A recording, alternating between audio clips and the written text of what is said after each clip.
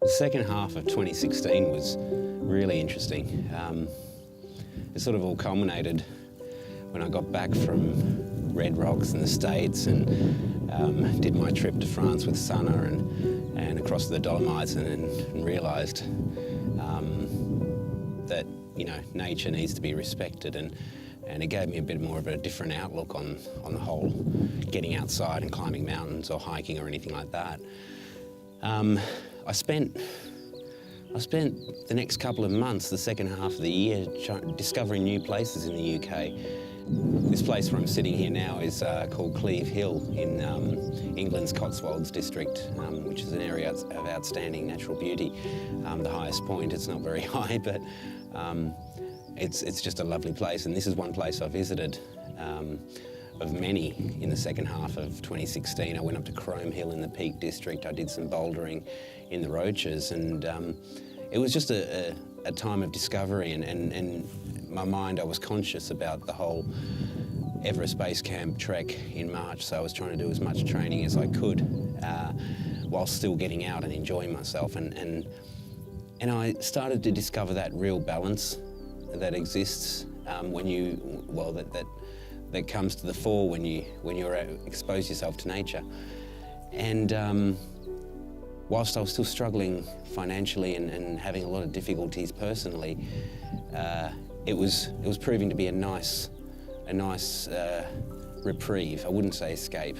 It was a nice reprieve to be able to just take off and spend some quality time in nature, whatever the weather, and discover new places, and that's what I did. I really started to understand the concept of balance and self-awareness as well was creeping in. I was starting to understand what worked for me when I needed to, and being outside was it, basically, for me. In doing all this, what I noticed was happening was I was becoming more of a deep thinker. I've always been a very inquisitive person and have an exploratory nature, but I was able to use my mind a lot more clear than I used to be able to do. And I was spending time hiking in the Roaches in the Peak District, or you know, even back up on Snowdon, up in the mountains. But then I discovered, you know, it's not just about the mountains. That's just symbolic. As I've said, it's just something that I like doing. But being out in nature is the heart of it all. And I really started discovering, you know, that who wants to be sat in front of YouTube or a TV or, you know, in front of a computer all their lives, you know, when you could be seeing the world like this. I mean, this is just a nice view up high in Gloucestershire, in England. One of billions of places around the world that you can just take time to breathe and let your mind breathe. So in understanding a lot more about myself, as the year was coming to an end and I was, you know, doing a lot of training and getting outside and enjoying myself, what I started thinking about was everything that I sort of stood for over the past few years with the music photography and the, you know, the Get Flex brand. And I remember thinking about New Year's Eve, and the commercialism of New Year's Eve is never something that has appealed to me. But I decided that was it. I'm going to spend my New Year's Eve paying respects to the mountain that kind of kicked it off all for me, and that was Snowdon. I had this idea of heading up Snowdon on New Year's Eve on my own and spending it at the summit and counting down the new year, and, you know, paying homage, paying respect to the mountain, but also, you know, having a think about what I wanted to achieve in 2017. As luck would have it, New Year's Eve was a horrendous night. It was 45 to 50 miles an hour wind. There was rain non-stop, but that didn't stop me, you know. I always say there's no such thing as bad weather, just bad gear. And so I layered up with my fleeces and my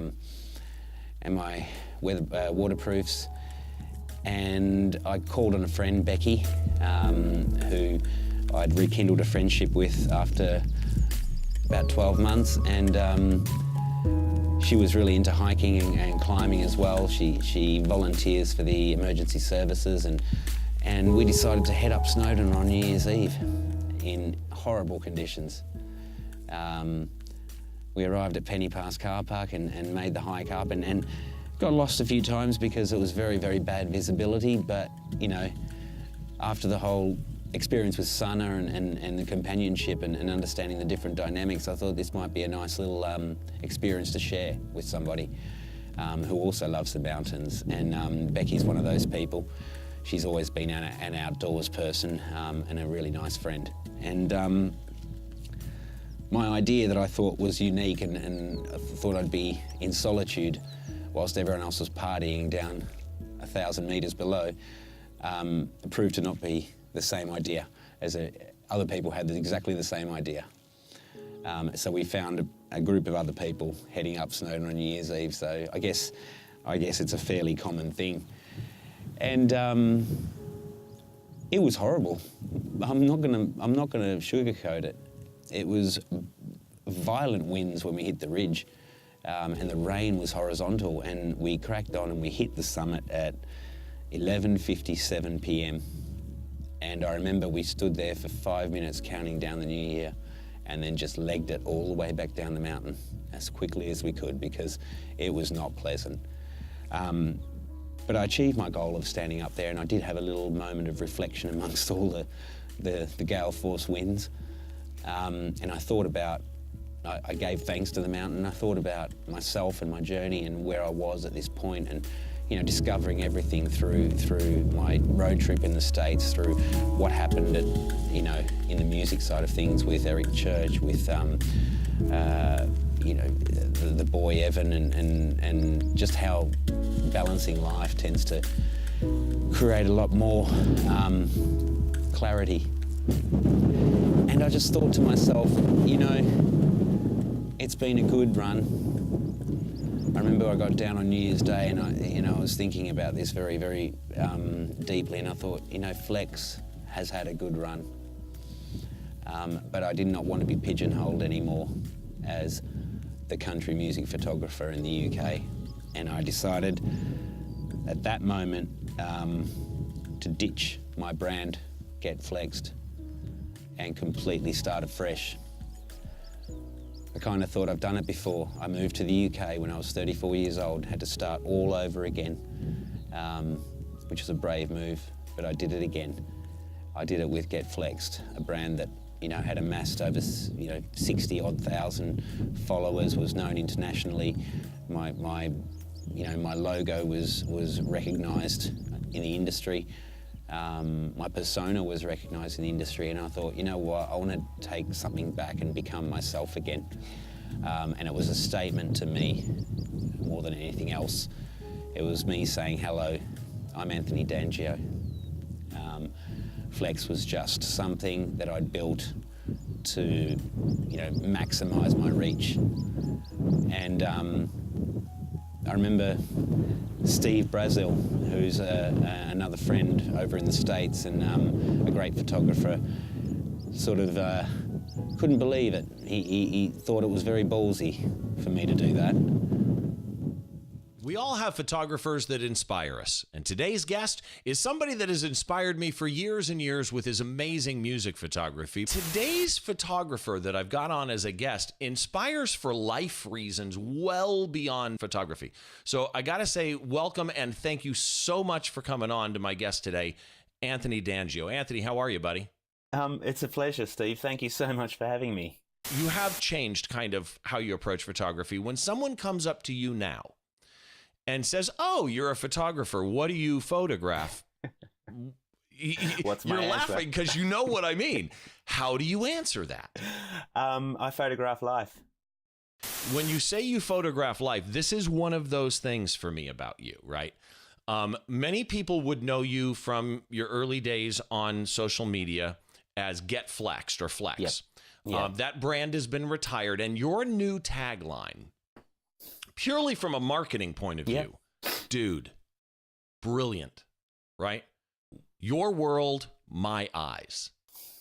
That line is so inviting, right? It's intriguing. It's what?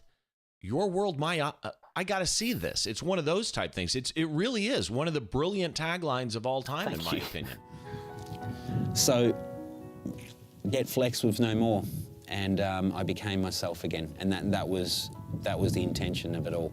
Of course, there was the symbolism of the fact that, okay, Get Flex was synonymous with country music photography, but and I didn't want that anymore. I didn't want to be pigeonholed, but the primary reason was, you know, my name. I'd almost become ashamed of myself or my name.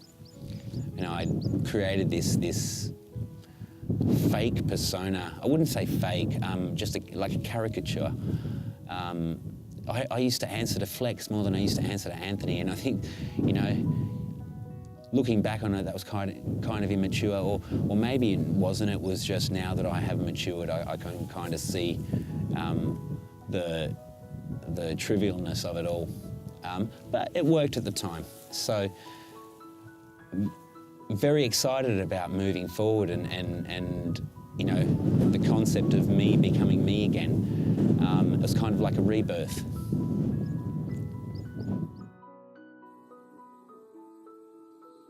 It's funny, people kind of put a label on who I am and set their own expectations of me, as I did myself, I guess. The irony is that given the freedom to, I continue to exceed those expectations, and most importantly for myself, that's a good feeling. We're at the end of 2016 and I've lived it, man. And I've always been spontaneous to a degree, but when I think about it, it's been a crazy ride. The biggest lesson that I've learned, and I'm continuing to learn, is that anything is possible. We're all built of the same stuff. We just need to unlock the mind and heart, and trust me, it'll take you to some pretty amazing places.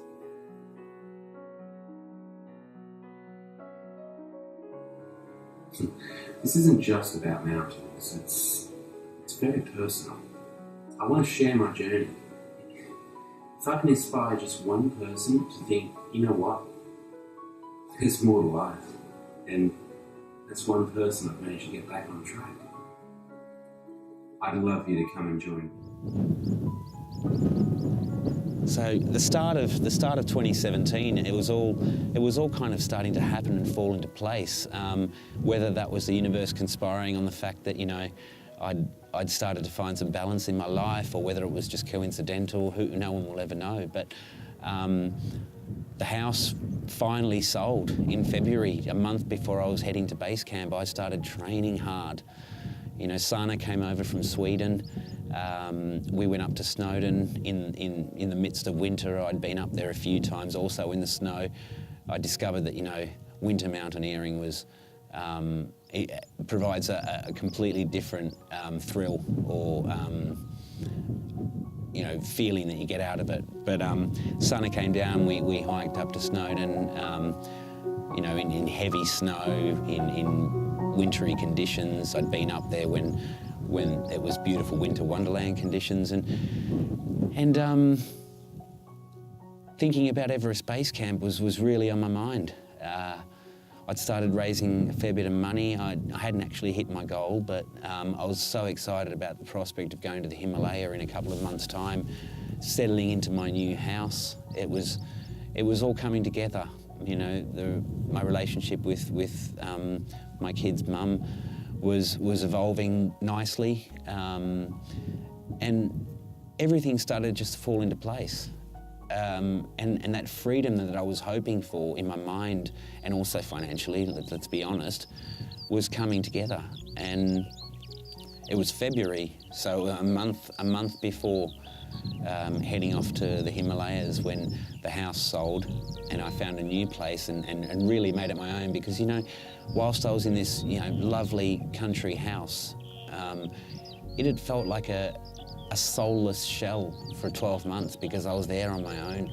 And even though I had to downgrade into a small house that initially I thought, this is going to be hard to adjust in a town centre, what I realised is that you make it your own. And finally I felt like I had a home. I'd turned it into my own, and I'd decorated it in my own style, and it felt like home, something that I hadn't felt for over 12 months. And I was smiling again. I really was. And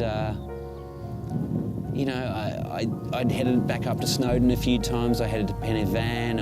I did a few more sort of runs. I had planned to do the Snowdon Horseshoe before going to the Himalayas, but time just sort of cut in, and I didn't allow me to. But at the same time, I had the occasional, photo shoot for album covers for independent artists before I went away. So as everything was coming together, I'd sold the house, or we'd sold the house, and work started filtering in slowly.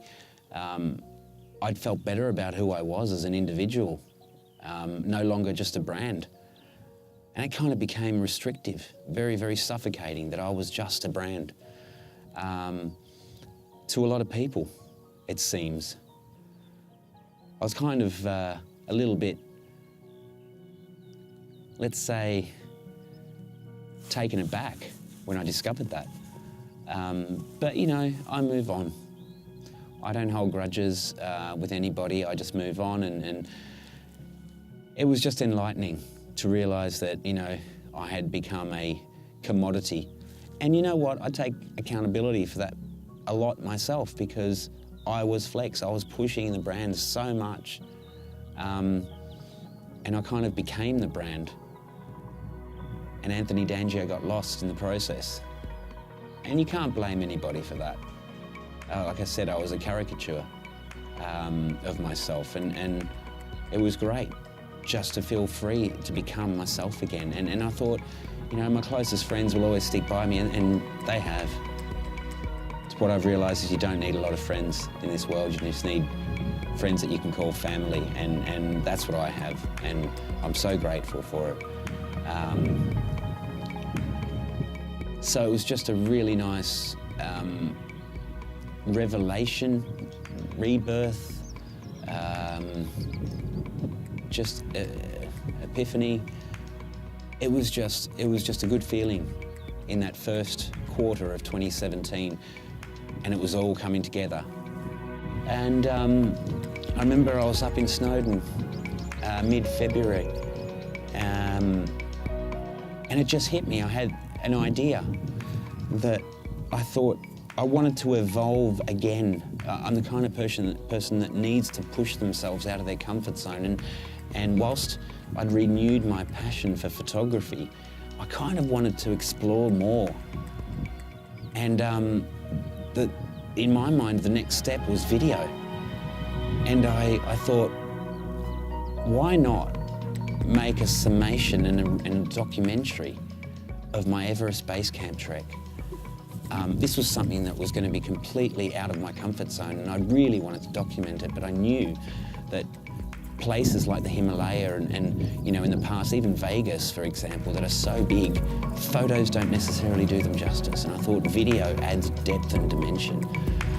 So I came up with this idea that had been niggling at me, probably subconsciously, for so long, when so many people were telling me that I was inspiring them across the globe with all this, outdoors stuff and climbing mountains, and it inspired people to get out there and explore the world and hike and just breathe fresh air. And I thought, that's a great feeling, Previously I'd, been told that I'd inspired people with my photography, and this was just taking the next step.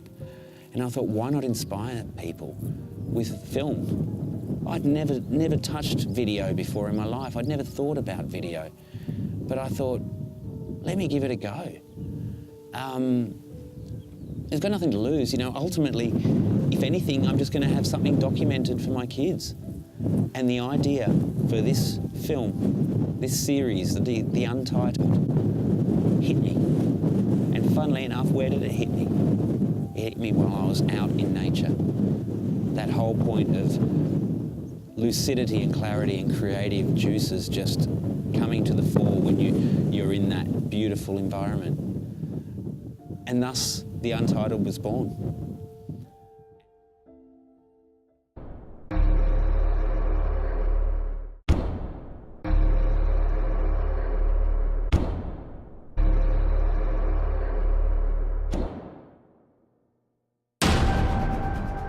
How much of this world would we really see?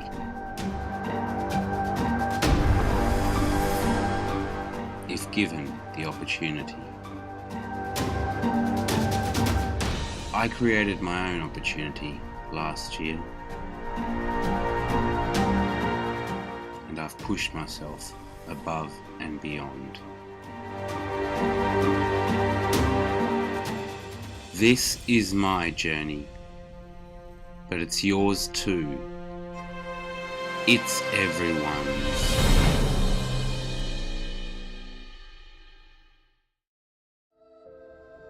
And you know, the initial, in its infancy, it was going to just be a documentary about Everest Base Camp, but it has evolved like any kind of good creative project. You need to allow it to breathe and evolve. And so we're here today, talking about where the Untitled began and its following and where it was going. And the next step, the first big part of the Untitled, was my dream of reaching 5,364 metres in thin air in the most beautiful country on Earth, and the most notorious and also beautiful place, the Himalayas.